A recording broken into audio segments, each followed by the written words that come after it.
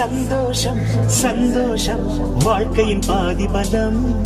சந்தோஷம் இல்லை என்றால் மனிதர்க்கு ஏது பலம்? புயல் மையம் கொண்டால் மழை மண்ணில் உண்டு. எந்த தீமைக்குள்ளும் சிறு நன்மை உண்டு.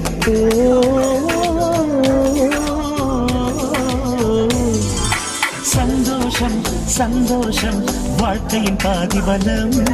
சந்தோஷம் இல்லை என்றால் மனிதர்க்கு ஏது பலம்? புயல் மையம் கொண்டால் மழை மண்ணில் உண்டு. எந்த தீமை கொள்ளும் சிறு நன்மை